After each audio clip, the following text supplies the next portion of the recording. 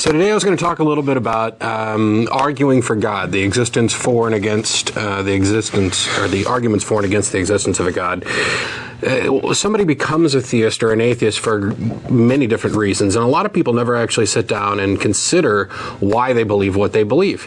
The first thing you have to do when you're going to argue about the existence of a God is define God.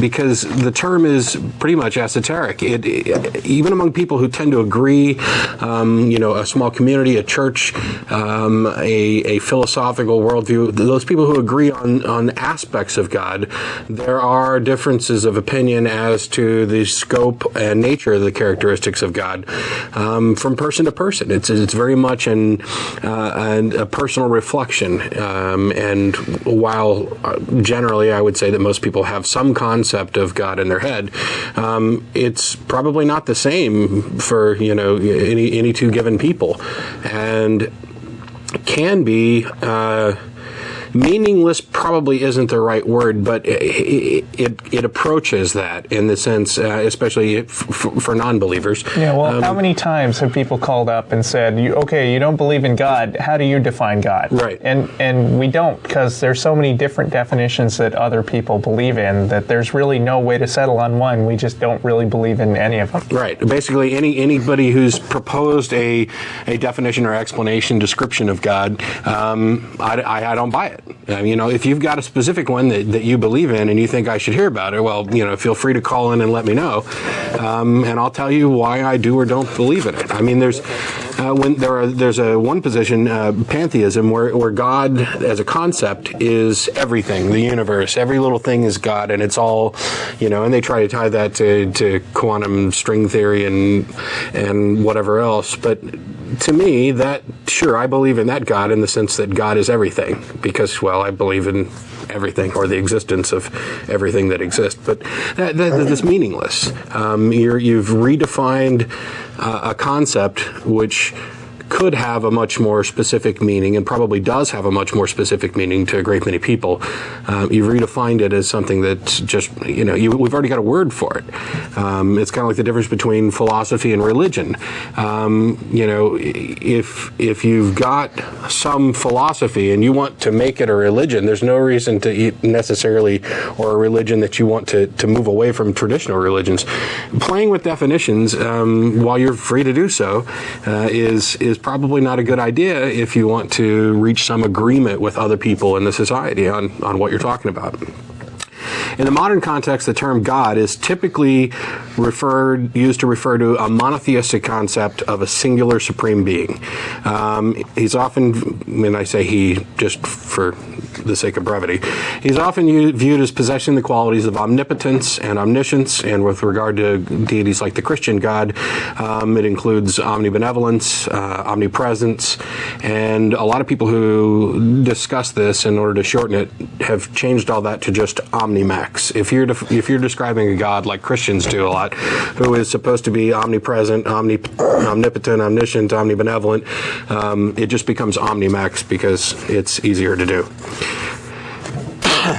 Each of the omni words themselves present their own difficulties, which lead to potential contradictions. The actual concept of omnipotence alone can be self-contradictory. The old kind of pseudo-quip about, could God make a rock so big that even he couldn't lift it?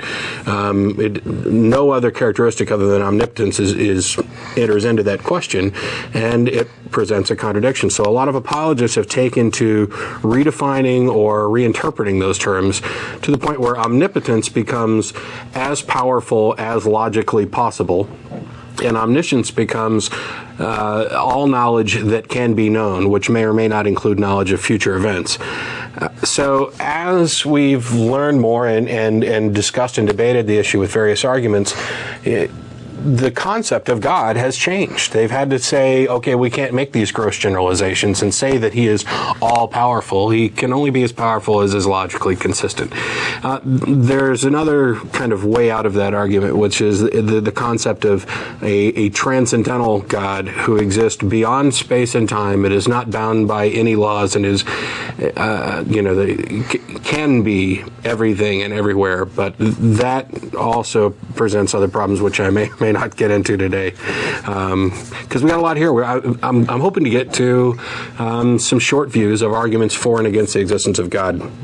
But there's kind of some headway to get out of the way first, in addition to the definition of God, because you also had polytheistic religions who have several beings which are each considered to be a god. There are several theories supported by anthropological evidence and logical reasoning that the monotheistic religions of today are simply the result of polytheistic religions from the past condensed down. We're going to give all of the attributes of all of this, pantheon of gods to one God, and he becomes the one supreme being. And of course, polytheistic religions in some ways make a heck of a lot more sense than a monotheistic religion, and that's because when you have multiple deities, all of whom have different characteristics, they can be in conflict with each other. And it doesn't represent a problem. You can have different agendas between the gods and different scopes of influence between the gods where they may overlap on some occasion, but you avoid a lot of the big contradictions. As soon as you put all of that into one being, now you have a conflicted God, which doesn't make any sense. A God who is working against himself. Even one of some of the more popular monotheistic religions aren't monotheistic really, because the notion of a good deity is often balanced by a bad deity. Christianity has Satan or the devil. Now, that's really a polytheistic religion, but to get around that, he is assigned a status of subdeity, or not as powerful as God. So the good God is all-powerful, and the bad God is not quite so all-powerful. Right, but you can only get so far with that, because if you have one guy who's omnipotent and one guy who's not, and they're in conflict with each other, then by God, the less powerful one isn't going to be able to do anything. Yeah, you're basically so saying, if they want to blame anything on Satan, then they have to say that he's got some kind of power. He becomes irrelevant as long as he has less power. If the good God is more powerful and could stop the lesser God, the lesser God is then irrelevant, because it makes no difference. The good God is still working against himself by allowing the bad God to continue. It's a conflict that comes up in some of these arguments later on.